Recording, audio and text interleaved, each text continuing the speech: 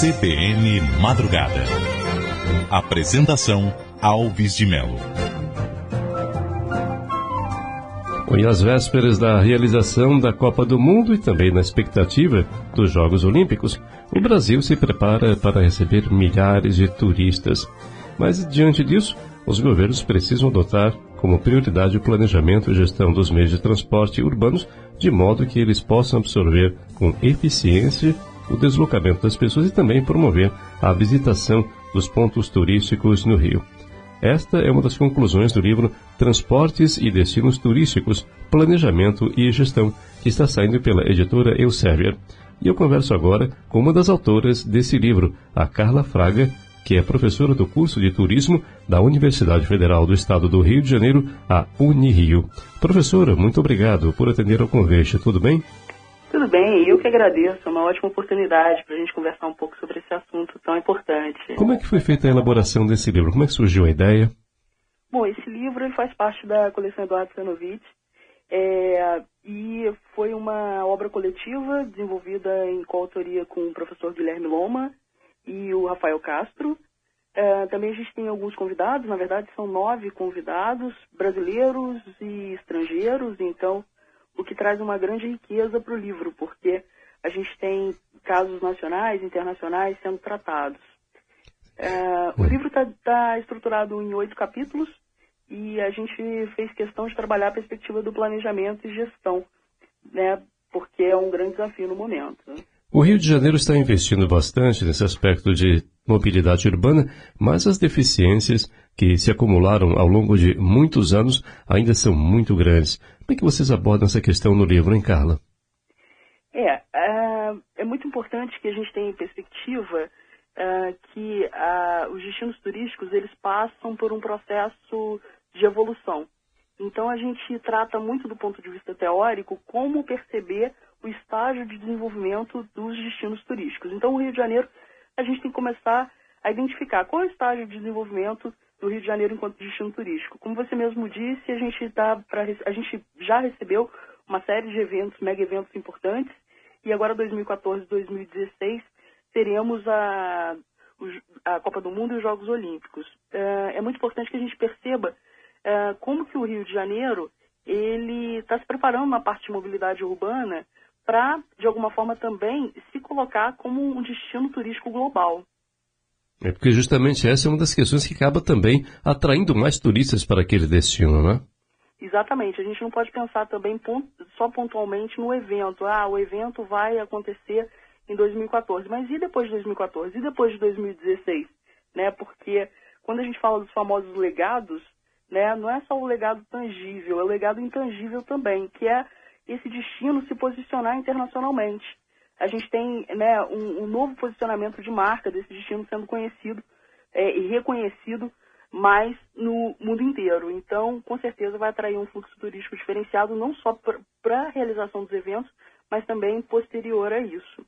Nesse sentido, uma das coisas que a gente aborda no livro, que é muito interessante, é que o planejamento de transportes e destinos turísticos tem que ser a longo prazo e tem que ser participativo. Tem que todos os setores da sociedade, atores, organizações público-privadas, têm que participar dessa conversa, dessa discussão. E como você bem lembrou, uma questão que se deve abordar diante também do que vai acontecer depois desses grandes eventos. Porque a gente percebe hoje em cidades como Rio de Janeiro, São Paulo, outras capitais também, uma dificuldade muito grande, especialmente no transporte de ônibus, que foi, chamamos assim, o modal preferido durante muitos anos, e, evidentemente, ônibus lotados, presos em congestionamentos. No caso do metrô também, o metrô de São Paulo é uma situação terrível. Eu conheço bem, já andei também no metrô em São Paulo, e sei como é que é difícil para a população em geral esse deslocamento.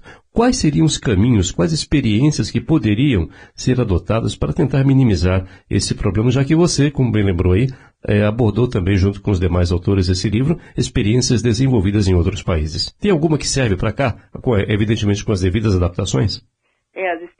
É muito perigoso a gente só importar as experiências. Isso, tem que ter adaptação, né? Se preocupar muito com o histórico do destino turístico, a questão dos transportes, como ela é tratada ao longo do tempo, as características morfológicas, né? O que eu quero dizer com isso? Né? O Rio de Janeiro, por exemplo, é um destino de praia, de montanhas, né? Que você tem uma cidade com características próprias. São Paulo já é espraiada, já é diferente a configuração. Mas alguns exemplos interessantes que a gente abordou no livro e que aí dialoga bastante com um termo que é interessante, que é a mobilidade sustentável. Não existe turismo sustentável sem mobilidade sustentável. Né? Eu tenho que tratar dessa questão da mobilidade sustentável para eu pensar no desenvolvimento de algum tipo de turismo sustentável. E nesse sentido tem algumas soluções inovadoras que até de alguma forma a gente já começa a ver uma discussão aqui no Brasil e que é interessante. Por exemplo, compartilhamento de carros. Né? Quando você vai a Paris, que não preciso nem dizer, que é um destino turístico reconhecido no mundo inteiro como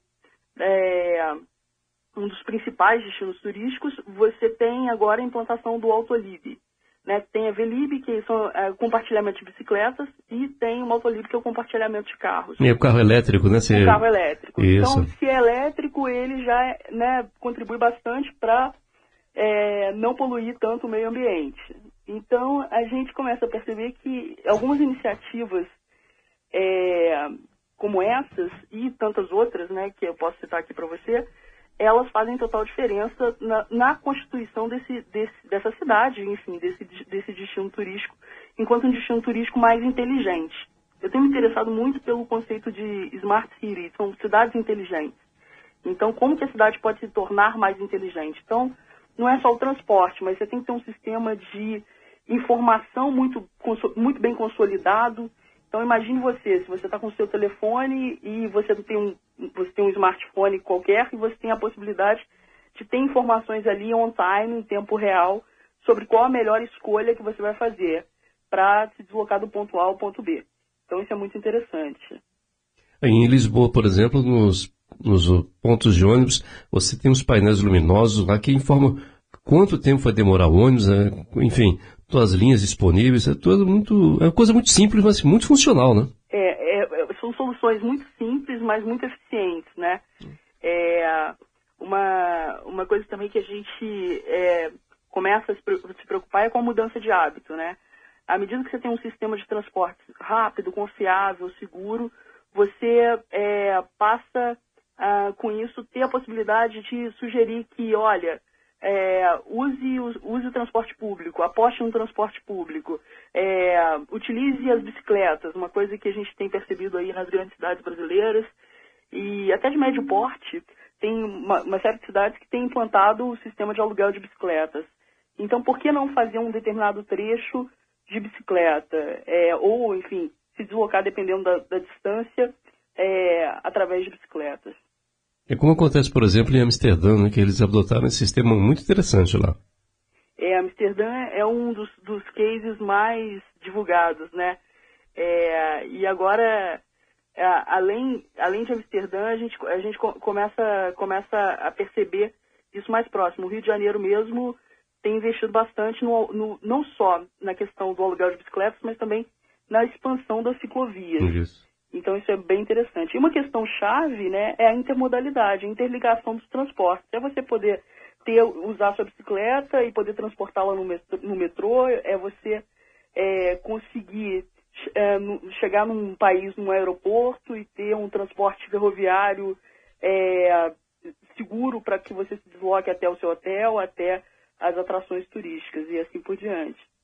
Eu estou conversando com a Carla Fraga, professora do curso de turismo da Universidade Federal do Estado do Rio de Janeiro, a Unirio, e uma das autoras do livro Transportes e Destinos Turísticos, que está saindo pela editora Elsevier. Nesse livro, Carla, vocês abordam também a chamada Lei dos Fretados em São Paulo. Você poderia detalhar para a gente? O que a gente tem tratado, na verdade, o Tiago Alves, que é um pesquisador da UFSCar, ele abordou e fez o estudo desse case, né? Uma coisa muito interessante é a gente perceber que você tem que planejar, gerir e ter políticas públicas que são, né, a espinha dorsal do desenvolvimento do turismo de maneira coligada, de maneira sinérgica. E o Tiago trata muito bem disso à medida que ele analisa quais são os pontos que a gente tem que começar a observar para que, de fato, o turismo seja desenvolvido. Porque o fretamento turístico ele tem características bastante específicas. Por exemplo, e se estiver chovendo no destino, né, coisa que geralmente acontece muito em São Paulo, por exemplo, né, e se por algum motivo tiver um fechamento de uma rua, e se uma atração turística, por algum incidente naquele momento, está fechada, como é que você vai trabalhar o plano operacional? E o fretamento, ele, na cidade de São Paulo, ele exige que você tenha um plano operacional bem detalhado. Quando você tem o transporte rotineiro, isso é tranquilo, você está transportando, por exemplo, funcionários de uma empresa, né, que habitualmente ele vai se deslocar do ponto A para o ponto B. Isso é mais tranquilo. Mas quando você tem o turismo, pode ser que o turista tenha interesse em ver outras partes da cidade e ele tem interesse em fazer essa negociação com o guia. E como é que isso funcionaria à medida que você tem uma legislação e você tem algumas impedâncias para que isso aconteça? Então são desafios que não têm respostas muito simples para elas, não. O bacana desse livro é que a preocupação de todos os pesquisadores foi de construir, junto com o leitor, perguntas, para que todos, em conjunto, pudessem, de uma maneira gostosa, fazer com que ter uma visão mais crítica sobre essas situações.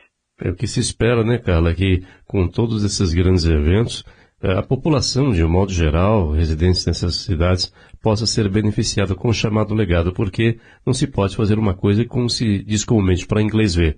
É importante que tudo isso funcione de uma maneira adequada em benefício da população, porque o que a gente percebe é que muitos projetos importantes são colocados em prática, mas nem sempre são mantidos com a mesma eficiência ao longo dos anos. Isso é histórico no Brasil. Exatamente. E é muito importante que a comunidade local, que a população, ela participe das discussões, né? Que ela fique a par das discussões. E que para isso ela se instrumentalize mais. E o livro é uma boa oportunidade para isso, porque o livro ele não é voltado só para o público acadêmico, ele é voltado também para o profissional que busca se atualizar, para o profissional que tem interesse, mesmo não sendo da área de turismo especificamente ou da área de transporte especificamente, se atualizar sobre esses assuntos. Então, ele traz uma grande contribuição nesse sentido. Carla, muito obrigado, então, pela participação aqui na CBN. Parabéns a você e todos os demais envolvidos nesse projeto, que, sem dúvida, representa uma contribuição significativa aos estudiosos e ao público em geral interessado no assunto. Eu que agradeço a participação. Muito obrigada. Carla Fraga é professora do curso de turismo da Universidade Federal do Estado do Rio de Janeiro, a Unirio, e uma das autoras do livro Transportes e Destinos Turísticos, que está saindo pela editora Elsevier.